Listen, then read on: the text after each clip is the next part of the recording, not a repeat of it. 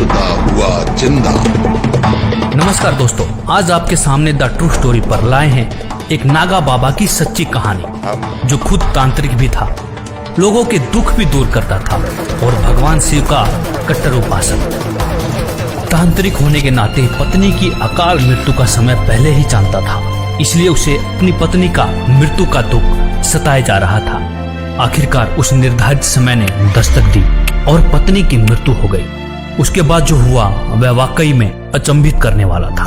तो जिस वक्त मेरी आज से को 14 साल पहले अपनी भगतमती के साथ मेरी शादी हुई थी, तो मैंने भगतमती को शादी से दूसरे तीसरे दिन उसको प्रश्न कर दिया था कि आपकी मौत जो है 33 से 34 साल की उम्र में आप खत्म हो जाओगी, आपकी आयु ही इतनी है। लेकिन मैं उस भविष्यवाणी मैंने की थी, तो इसलिए उस भविष्यवाणी के कारण मुझे उस वक्त झटका लगा कि जिस वक्त वो बिल्कुल डेड, उसकी श्वास नाली खत्म, श्वास नहीं चल रहा था और रंग बिल्कुल पीला हो गया। 3 घंटे के बाद उसको होश आ गई। ये सबसे मेरी खास और ऐसी घटना है जिस घटना को देखकर मैं आज मर सकता हूँ लेकिन झुक नहीं सकता, और गुरु महाराज परमात्मा बंदी छोड़ सतगुरु रामपाल जी को कभी नहीं छोड़ सकता। मेरा नाम कश्मीर सिंह राणा नाम है जी, सुंदरनगर डिस्ट्रिक्ट मंडी से आया था। मैं साधु था जी, नागा पंथ से जुड़ा हुआ था और सिद्धियां करता था, मंत्र जाप करता था और बहुत क्रोधवान साधु था जी। जैसे फिर मैंने साधु जब मैं बना था तो उसके बाद मैं घर में मंदिर बना हुआ था, तो वहां पर मैं चौकिया भी देता था। तो लोगों को जैसे प्रश्न डालते हैं वो भी काम करता था। तो चलंगी, सदंगी और मदंगी 3 तरह की विद्या थी इस संसार की ये, तो वो मैं काम करता था, तो जिससे लोगों का ज्यादा से ज्यादा भला करता था। लेकिन बाद में इस चीज का अनुभव हुआ तो मैंने अपनी कमाई ही गवाई है, लेकिन उससे कुछ फायदा नहीं मिला। दुख के साथ सिवा मुझे कुछ नहीं मिला जिंदगी में। कि मैंने साधु पुना छोड़ दिया था 9 साल के बाद, तो मेरे जो देवी देवते थे वो मेरे पीछे पड़ गए। लोगों को प्रेत बाधा होती है, मुझे देवता बाधा हो गई। तो उसमें ऐसा हुआ कि सभी देवताओं को, जिसमें से सबसे ज्यादा श्रेष्ठ मानता था मैं शिव भोलेनाथ जी को और बाबा बालकनाथ जी को, तो उनका मैंने घर में मंदिर बनाया हुआ था। तो कुछ समय के बाद ऐसा हुआ कि मैंने खेतीबाड़ी में टमाटर लगाए हुए थे, तो टमाटर के डंडे गाड़ रहा था, गाड़ते गाड़ते भगतमती जी को सूखी उल्टी आई और भगतमती खत्म हो गई। उसका एक छोटा सा उदाहरण मैं पहले देता हूं कि मैंने आपको पहले बोला कि मैं चौकियां देता था, प्रश्न डालता था। तो जिस वक्त मेरी आज से को 14 साल पहले अपनी भगतमती के साथ मेरी शादी हुई थी, तो मैंने भगतमती को शादी से दूसरे तीसरे दिन उसको प्रश्न कर दिया था कि आपकी मौत जो है 33 से 34 साल की उम्र में आप खत्म हो जाओगी, आपकी आयु ही इतनी है।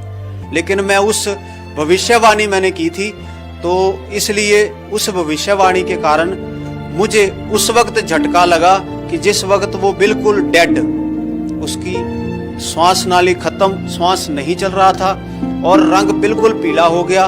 और कुदरती ऐसी बात थी कि उस दिन बारिश का मौसम था, हिमाचल की बात है, आप सब लोग जानते हैं कि अगर 2-3 घंटे अगर बारिश पड़ जाए तो पहाड़ी इलाके में धुंध पड़ जाती है ठंड के कारण, टेम्परेचर डाउन होने के कारण। तो उसमें सबसे बड़ा दुख मुझे उस वक्त ऐसा हो रहा था झटका कि ये जो गाँव के लोग हैं मुझे मार देंगे, क्योंकि मैंने इनके सामने अपने मंदिर के जो देवी देवता थे वो मैंने सारे जल प्रवाहित किए थे और इन लोगों ने मेरा को जिंदा ही जला देना था, क्योंकि हमारे रीति रिवाज में, हिमाचल के रिवाज में देवी देवताओं को कुछ खास मानते हैं। तो उस खास वजह से मुझे रोना आ गया। लेकिन उससे पहले ऐसा था कि मैं गुरु जी के, परमात्मा जी से, संत गुरु रामपाल जी महाराज जी से मैं जुड़ चुका था। तो मैंने आपका लास्ट नंबर जो साधना चैनल में प्रोग्राम आता है गुरु जी का, उसमें 41 नंबर लास्ट है, उसमें मैंने फोन किया। तो आगे से भगत जी को मेरा तो रोना निकल रहा था, भगत जी बता नहीं सकता, लेकिन मैंने प्रार्थना लगाई कि गुरु जी ऐसा ऐसा हो गया है।